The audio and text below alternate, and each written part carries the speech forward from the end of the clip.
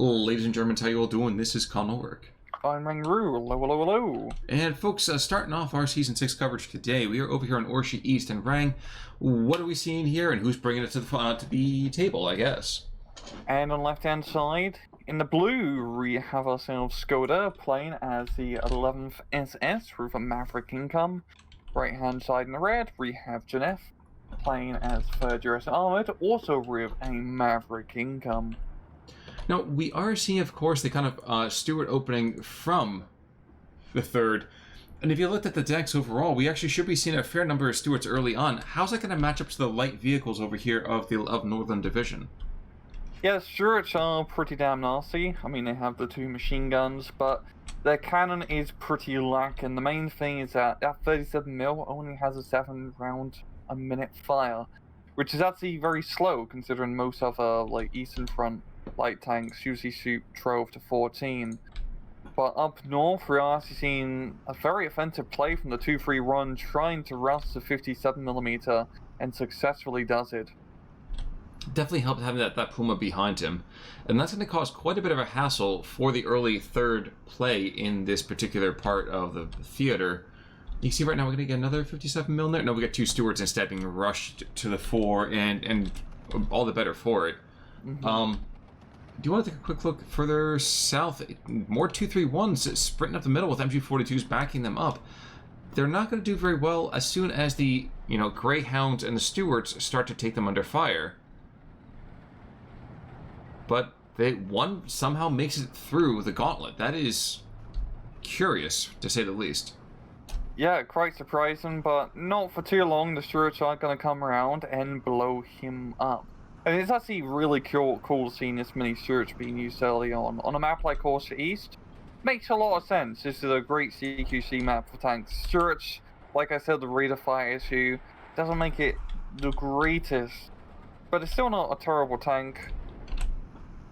No, it's not, and certainly having the 762s over there is not anything to sneeze at. Unfortunately, neither that Pack 40 is also not something to sneeze at either.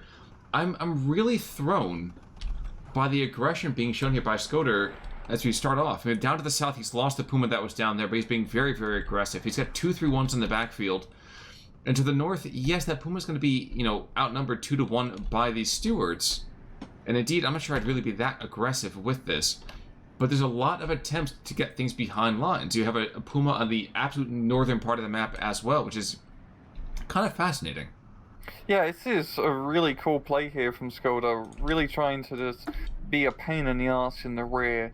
I'm curious to see what the Puma up north will do, because if he can position himself on the road, you can get some really sneaky kills on the enemy reinforcements. The 2-3 run in the center, in the rear, managing to force these armored rifles to unload and getting a few hits. We are seeing some Scots being brought in, but they have no real dedicated anti-tank capabilities, but the armored rifles figured it out themselves. Well, right now we do have the AR-234 coming in. He's going to absolutely shellac that southern battle group. And not a moment too soon, because those peak runs have definitely been forced off, even with, Crouching Tiger hidden Puma over here. And wow. Kaboom. You never think it's going to be quite that devastating, and then it's devastating, and you ask yourself, how did I ever think it was going to be anything but? Yes. Especially if you think, it's only a 1,000 kilograms. In a war game, it'd be nothing. Here, that's almost like a nuclear weapon going off. Absolutely. And we're seeing right now the Pumas sitting in defilade and taking those stewards under fire as they're coming in. And they haven't killed him yet, but they can't see him. Yeah, and that Puma at long range is absolutely deadly, especially with the stealth advantage being in the trees. And the main thing is Puma is blocking off any reinforcements heading into that southern forest. He's in a pretty good defensive position, and as you can see, gnef is forcing to unload his engineers and trying to maneuver around to kill this one light APC. He's going to be able to do it, but he does go and take out one last steward before he does go. Worth mentioning, there is a little bit of turnabout being fair play. 3 stewards to the northern side are going to aggress and probably pretty easily take out this peak run. sitting in that northern town. He has no way to get back at his aggressors. Nope. He is just gonna be forced to get surrendered very shortly here. And yeah, just like really awesome light vehicle play from both sides. Really taking advantage of the light vehicles available in their decks. We're seeing a bunch of Jeep 50 cals being brought in now, and gnef using his half-track infantry. And up north, he's pretty much breaking through. But skkodder are going to be bringing in a rather big fly swatter at Panther D to try and deal with those silly little Stuarts. Forgive me, actually, I'm more concerned about this Puma that literally is sitting on the absolute edge of the map. So I wouldn't be surprised almost if he puts him... I almost want him to put it right behind. But, oh, actually, when you think about it, this is freaking brilliant because as stuff comes in, it should always get the first shot. And right now, he's going to be able to kill pretty much anything except for those jumbos. Yeah. From that close especially. So if he's able to take them under fire, the only way that gets brought in and gets successfully matched or taken out is if there's a bomber, like a P-51 that's now on the field, or if we have something coming from that next road down and have a detour back up. But it seems... I thought maybe he has an idea. Nope, no idea. Never mind. Carry on. Maybe he's thinking that if he gets Puma to the other side of the map, it would be upgraded to a Panther. You know what? That's actually kind of right. I forgot about that rule. You're right. Yeah. Eugene needs to implement it. The king of the jungle rule? Yeah, the king me rule. Your unit gets upgraded reaching the other side. But speaking on your point, I do think one of the problems though of keeping it so close is armored rifle comes in, instantly unloads, and just shoots the Puma. And it's a risky move. Yeah. But he could potentially still blow up a tank. Yeah, and that's the thing though too, is that the Puma, he's only 45 points. So even if he's able to go and take out one of the armored rifles first, at least he pushes them and forces them out super early. Like right now? Possibility. He's facing the wrong way. Takes a while to turn that turret. But that's gonna actually be a pro, yeah, because it's gonna give him distance between him and the armored rifles. The other one... Oh my god. And that crazy maneuver has already paid himself off. That is pretty cool. The problem though is that the Puma's gonna face forward again, so it's gonna take him time to aim the turret. If I get there's more armored rifles and gnef doesn't notice, he's just gonna get more easy kills. 60's on the field, by the way. Going after that Pack 40 to the southern side of the giant head that's right there. Not sure. Let me take a quick look. Yeah, so there's the potential for a Stukas of Fus, which isn't going to happen for at least another 90 seconds or more. There we go. Yep, and the Puma's dead, but he forced out a recon and at least got the armored rifles back in there too. So it was a pester, but he was able to at least get some kind of kill, so that wasn't too shabby. Probably in hindsight would have been better to keep it in the forest, but still did a decent amount of damage, all things considering. And and that's what I was thinking, honestly, is that if you put it in that forest up to the northern side where the Stuart really is right now, that could have been brilliant. Yep. 60s are looking to engage Pack 40 constantly. Yeah, geez. I always forget how crazy accurate, for one, comparatively speaking, and how prolifically, fire rate is able to engage with those 60mm mortars. It's insane. Yeah, and Americans have really good mortars in this game. Those 60mm, as we see, they're like the perfect in between of the 50mm and the 80mm, where they're only good against soft targets like anti-tank guns and infantry, but with that high rate of fire, you pretty much guaranteed to get the stun. Oh yeah, please. There's 27 rounds a minute? That's absolutely insane. Yep, and I see the MG42. Not going to be moving anywhere, though. I don't think he had any plans. It's a rather heavy gun. Just like, I don't feel like moving anywhere. We're fine. Yeah. Down to the south, I'm surprised we continue to see more and more flame troops being sent in. Not for nothing, but those squads are not beefy enough to stand up to all of the Axis infantry in this forest. Indeed, it's quite an anemic push, but the thing is for gnef is that he doesn't have a whole heap of infantry. But oh, another Ardo strike. Get to my point once a bomb goes off. And all three of them are, yeah, I'd be freaked out too, but I guess not if it was like a, half a click away. Yeah. But speaking to my point earlier, the problem with gnef is in his deck, his only like dedicated close range infantry or engineers, one card in A, one card in B. And he doesn't have a whole lot of infantry because you're playing 3rd US Armored.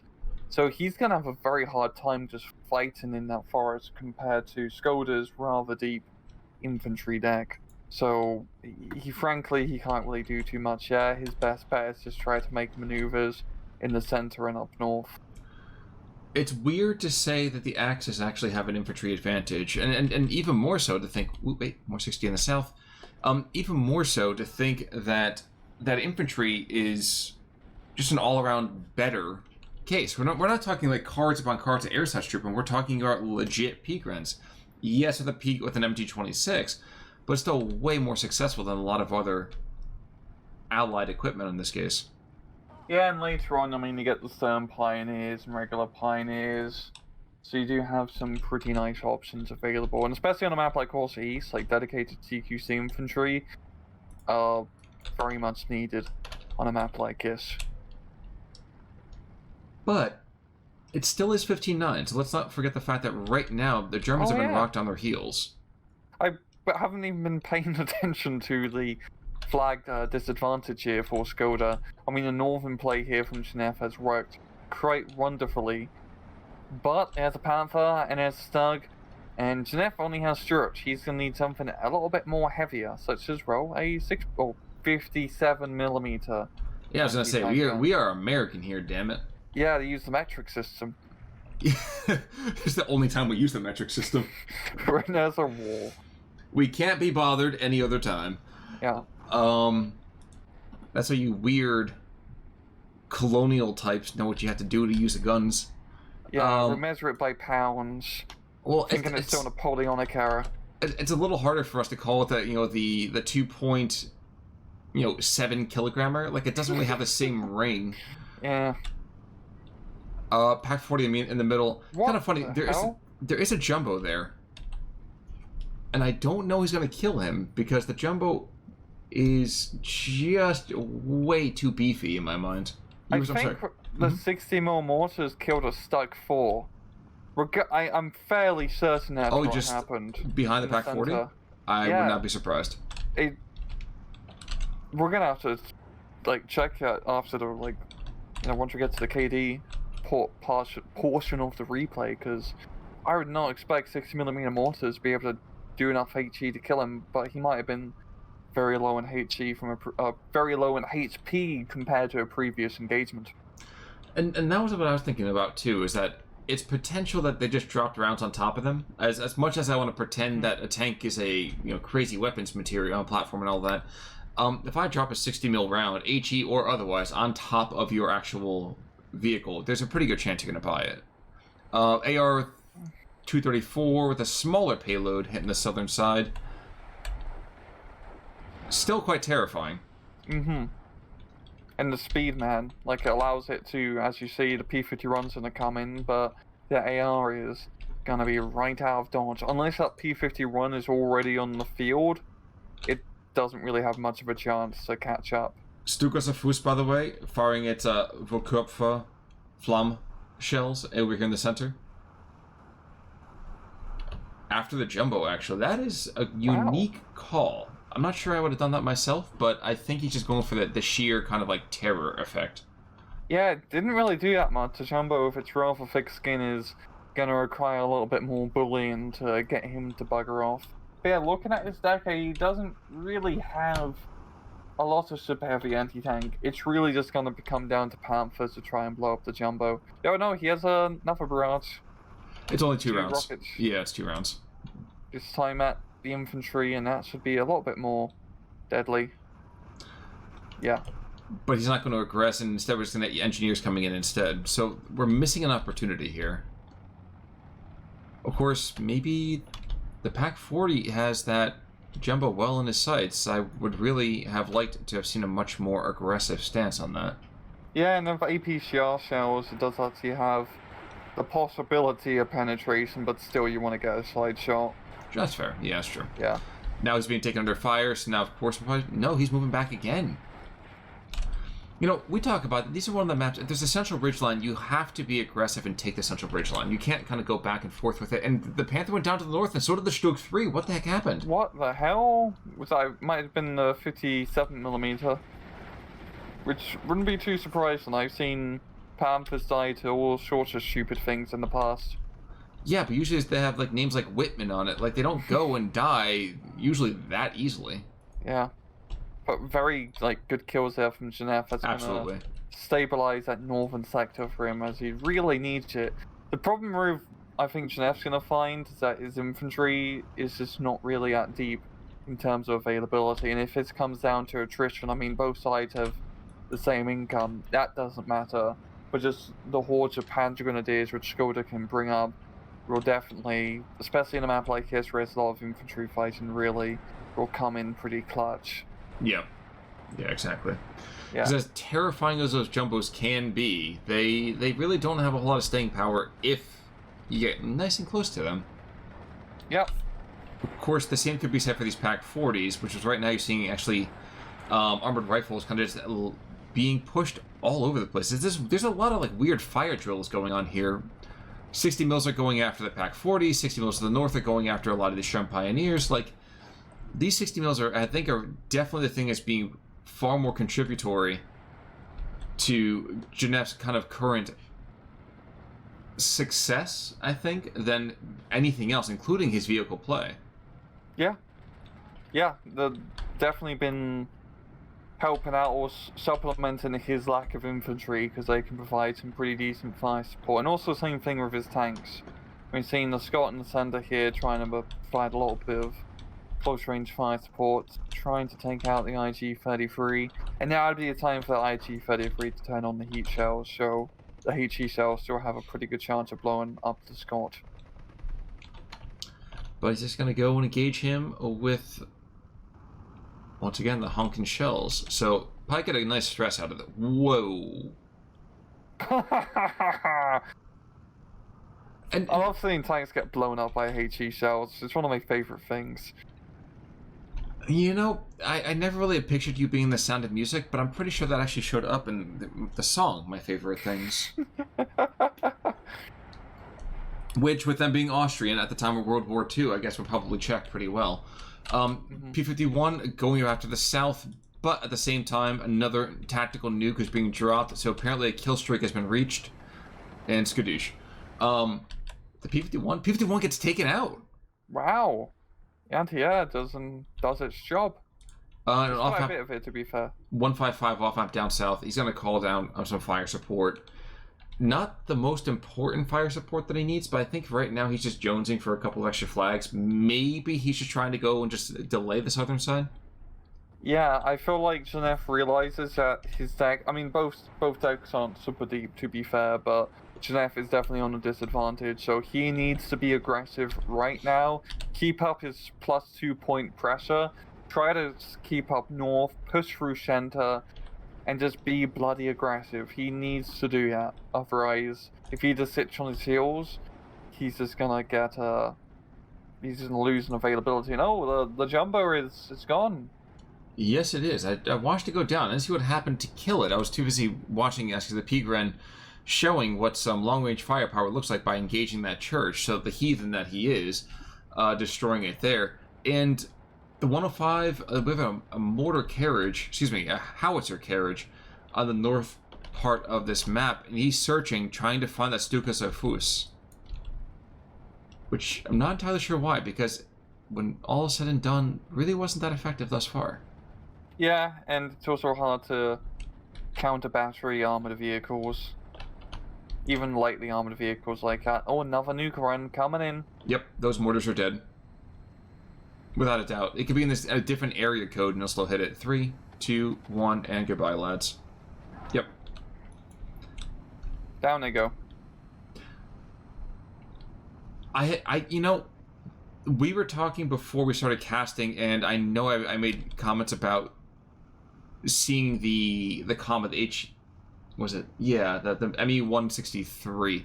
But the AR-234, I also said to you, we don't see it very often, but like it has been devastating here. The amount of just stress it's been putting out by itself, I think, has certainly kept shkodder really in this thus far. Yeah, like anytime we see like a decent infantry push from gnef, they just get nuked by the jet bomber. And it is a pretty damn good bomber. It's a little bit pricey, of course, because of, you know, it having bloody jet engines. But it allows us to come in fast, drop a big bomb, and then get out of here. And also, well, to be fair, gnef hasn't really brought up any anti-air. I think I'd probably increase the survivability of his infantry by a bit if he just gets a few 40 mils out. Well, he's at the P-51, but he ends up bringing the P-51 in, and it loiters and doesn't contribute a whole lot. I think the last 155 is being called into the south. A couple of opportunistic BARs being sent on in, and it's timed well, don't get me wrong. The shell should be falling as the BARs hit the field, but it also hits his own troops. Yeah. So he's pinned himself. So, like, you know, it's DJ Khaled's, you know, territory down here. It's like, congratulations, you just played yourself. He really did. And if he could secure the southern forest, I mean, taking the forest requires good infantry play and artillery and all of that, but once you hold it, you just slap a few tanks on the edge, some anti-tank guns, and it's pretty hard to capture. It absolutely is. It absolutely is. M4A3 with that 105 does take out a Stug, and while this material isn't quite dead yet, I think I'd be a little bit nervous about the status of my armored vehicles. The Germans are losing a fair few, I will say that. Mm-hmm. And like you said already, it's extremely important for them to keep as many AFVs as possible in fighting trim, because that jumbo, for example, to the north, it will be prowling around constantly. Yeah, and as you can see, even the Flak 88 is doing nothing to scare it. It's barely taken any suppression damage, and now those jumbos are, once you get them into a good spot, especially against divisions which don't have Pack 43s or super long 88s, it's just an immovable rule. It absolutely is, and even if it has a rather underpowered main gun, still can be quite scary. Yeah. I mean, it can't die, so it just wasting ammo shooting it. But hey, here comes a jet bomber. Maybe that'll kill it. I do love how I'm looking at the name for it, and the thing for it says agility worst. Okay, all right, man, I get it. And the bomb does very little, honestly. Yeah, lands a little bit short here. You really need to direct it if you want to do anything against that jumbo. Which is weird, because it can take out infantry within 500 meters, but it can't kill a jumbo if it lands, 50 meters away. But, I can understand, It's a bit more than 50 meters, to be fair. It's like 100 to 200. I'm American. We don't worry about that weird metric stuff here. Unless it's war, like you said before, which point, yes, we understand. War, yeah, I was about to say, 57mm anti-tank guns.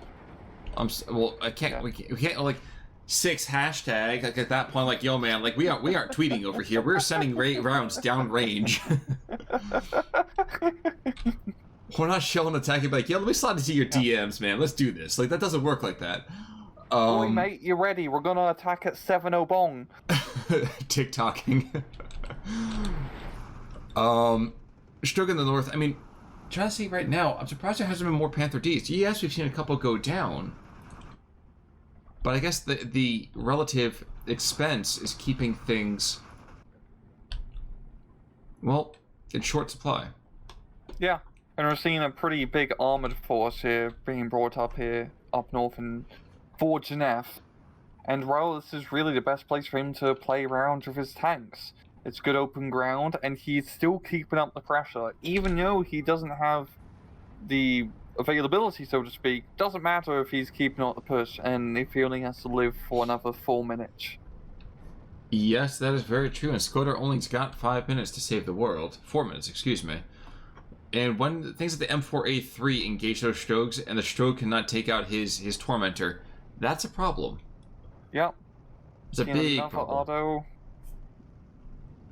to kill one armored rifle squad, and I mean it's dead, but a bit overkill. Yeah, but that's the best kind of kill. Oh no, it's not evacing. Oh no. Oh, the P-51. It's gonna be a Chuck Yeager moment, right? Yeah. Finally justifies the 1.5 billion rounds he's been carrying up and not using whatsoever. Stukas Afus at long last is actually being reloaded, so he's going to have his 6 rockets one more time. And down to the south. I know we can go and armchair general as much as we can, and frequently do. But I do think there has been a bit of a missed opportunity along the center line, along the southern flank. Give up the north.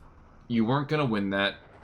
I feel like the second that there were 5 Stuarts up there, slap a couple of Pack 40s really in those tree lines, so at least encourage that nothing goes further west, and shove other ways. Like this center line push, at long last, this is happening. I thought this should have happened, 5, 6, maybe even 8 minutes ago. Yeah, he really needs to make his push on the hill. This is his best bet. As 1, 2, 3 flags on the hill, which are definitely slow his rather ludicrous bleeding right now.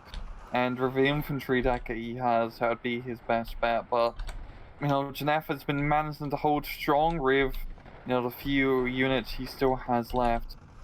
But yeah, looking at it, like, pushing in the center would have been Shkodder's best bet. And also losing down south due to the off-map artillery strikes have definitely put a rather big hindrance in Shkodder's plans.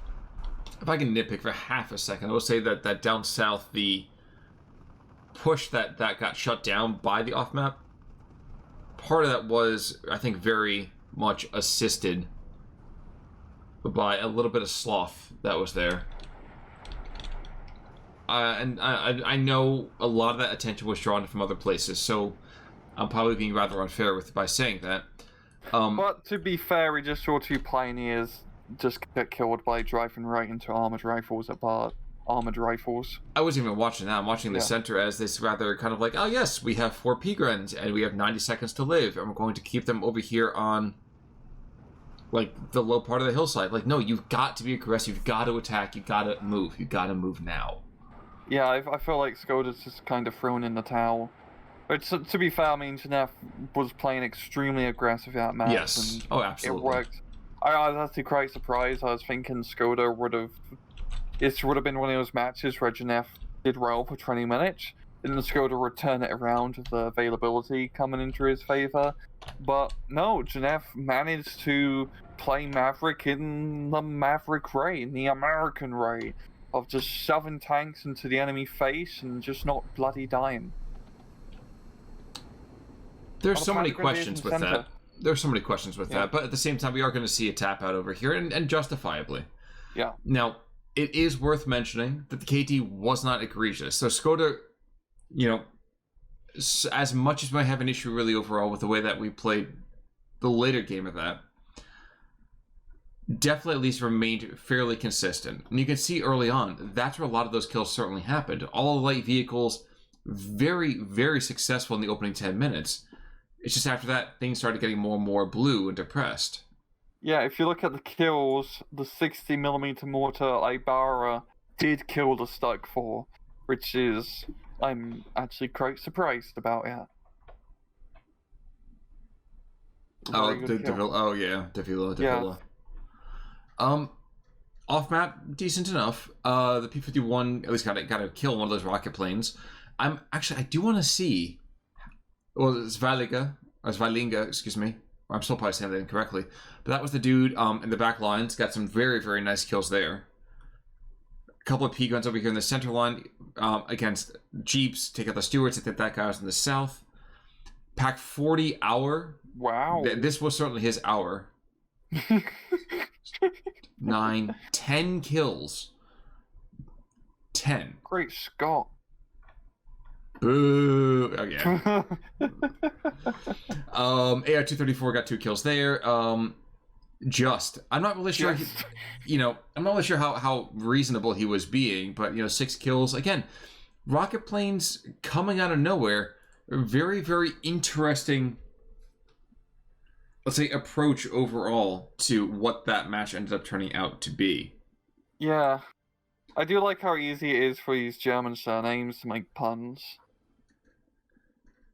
And but like that's how it should be. That's how a game is worthwhile is when they do that. But yeah. It just works.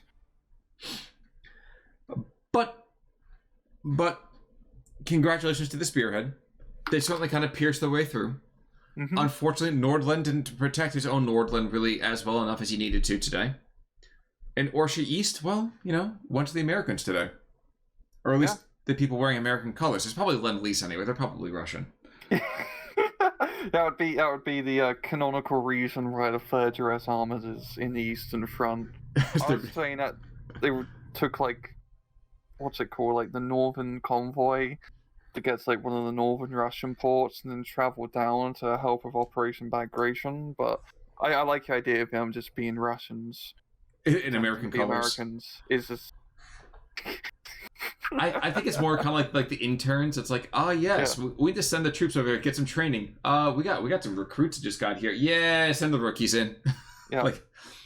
But regardless, folks, well played to both sides. Honestly, some really different tactics that we're not used to seeing really in the opening on either way there. But at the end of the day, 3rd Armor just pulled it out. I guess until Thursday. Thursday we have another real humdinger kind of coming on through. Any last thoughts for today, though, sir? No, just really cool match. Like you said, awesome opener. Love to see gameplay like that. Indeed. So, folks, hopefully we can get some more. Maybe the King Me rule can yet be implemented. But until then, I'm Con Ulrich. I'm Rangru. Take it easy.